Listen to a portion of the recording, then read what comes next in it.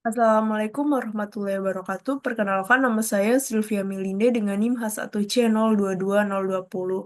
Di sini saya akan mereview atau menjelaskan mengenai paper yang sudah saya buat, yaitu berjudul Compression of Gradient-Based and Gradient-Free Optimization Algorithm in Engineering Problem.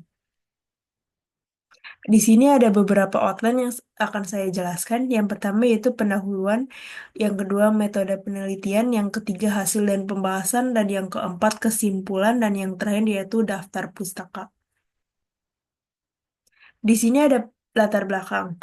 Latar belakang dari paper ini yaitu optimasi merupakan salah satu elemen kunci dalam menyelesaikan permasalahan teknik yang kompleks, mulai dari desain sistem mekanik, optimasi energi, hingga pengembangan algoritma kecerdasan buatan. Dalam konteks ini, berbagai algoritma telah dikembangkan untuk menemukan solusi terbaik yang memenuhi kriteria tertentu sambil meminimalkan biaya atau sumber daya yang digunakan. Secara umum, metode optimasi dapat dibagi menjadi dua kategori utama, yaitu yang pertama, gradient based atau yang biasa disebut berbasis gradient dan gradient free tanpa gradient. Lalu di sini ada tujuan penelitian. Tujuan penelitian yang saya buat ada tiga, yaitu yang pertama, menganalisis dan membandingkan performa algoritma berbasis gradien dan tanpa gradien dalam menyelesaikan masalah optimasi teknik.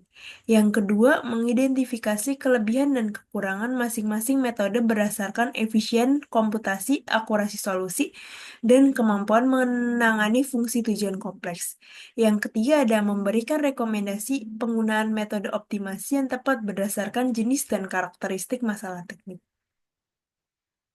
Lalu di sini ada manfaat penelitian. Yang pertama, memberikan wawasan kepada peneliti dan praktisi mengenai perbedaan utama antara algoritma berbasis gradien dan tanpa gradien, sehingga memudahkan pemilih metode yang sesuai. Yang kedua, meningkatkan pemahaman tentang aplikasi spesifik kedua metode dalam berbagai bidang teknik, seperti desain sistem, energi, atau kecerdasan buatan. Yang ketiga yaitu mendukung pengembangan algoritma optimasi yang lebih efisien dan efektif untuk menyelesaikan masalah teknik yang kompleks. Lalu di sini ada dua metode penelitian. Yang pertama yaitu identifikasi masalah teknik. Yang dimaksud identifikasi masalah teknik yaitu kita harus mengidentifikasi masalah-masalah apa yang cocok untuk gradien dengan basis dan tanpa gradien. Jadi, kita bisa mengkelompok-kelompokkan masalah-masalah tersebut dahulu, lalu kita akan menggunakan metode apa yang akan kita pakai. Jadi, kita tidak perlu menggali-gali lagi untuk metode apa yang harus kita gunakan, atau bertanya-tanya, metode ini tuh cocok untuk apa, metode ini untuk cocok apa. Jadi, kita harus mengkelompokkan mana metode yang cocok untuk berbasis algoritma berbasis gradien, dan mana masalah-masalah teknik mana yang cocok untuk algoritma tanpa gradien. Dua metode ini memiliki peran penting dan memiliki kekurangan dan kelebihan yang akan saya jelaskan di hasil dan pembahasan. Yang kedua ada metode pemilihan algoritma optimasi.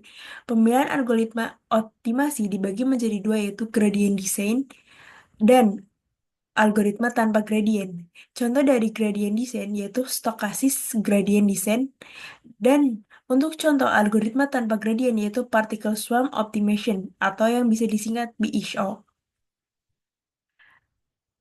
Yang kedua ada metode penelitian yang ketiga dan keempat yaitu desain eksperimen.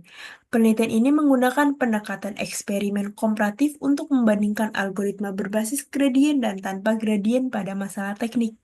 Langkah pertama adalah persiapan data, yaitu menyiapkan input yang relevan seperti parameter desain atau kondisi sistem.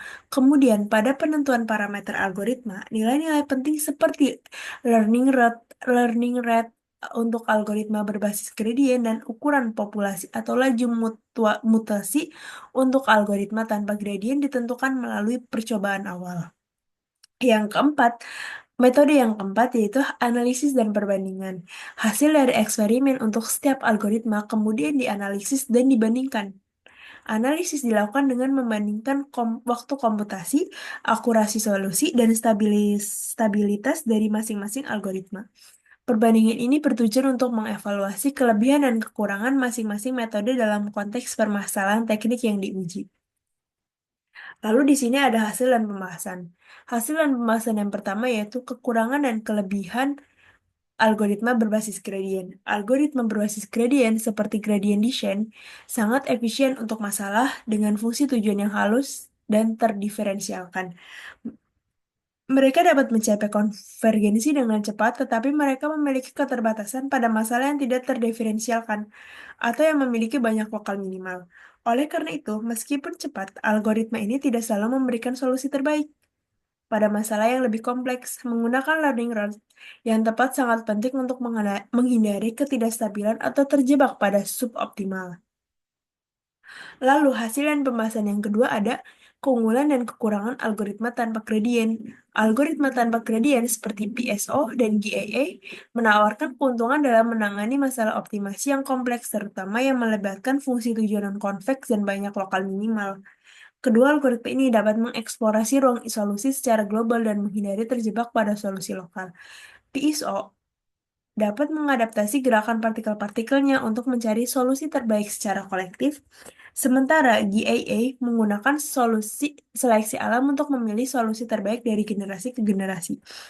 Jadi, bisa saya simpulkan bahwa algoritma gradien dan algoritma tanpa gradien memiliki kekurangan dan kelebihan yang berbeda, agak berbeda jauh.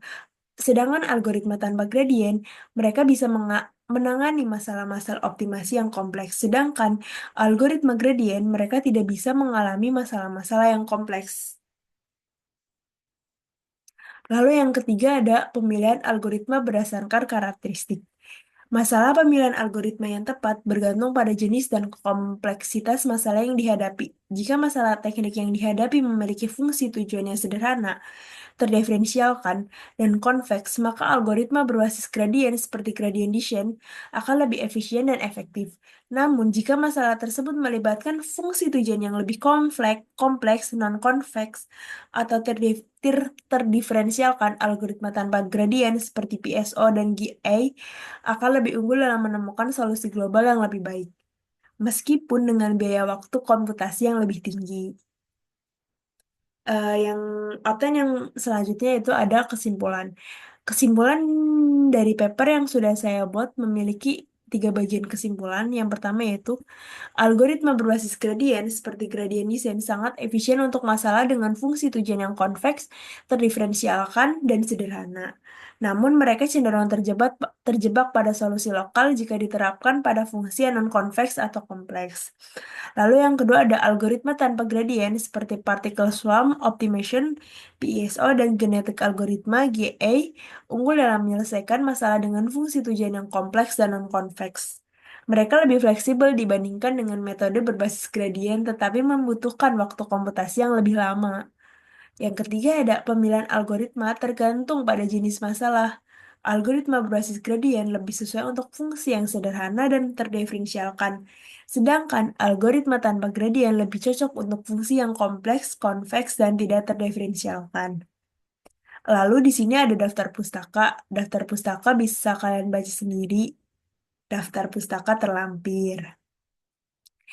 Saya ucapkan terima kasih. Mohon maaf jika ada kata-kata yang salah. Wassalamualaikum warahmatullahi wabarakatuh.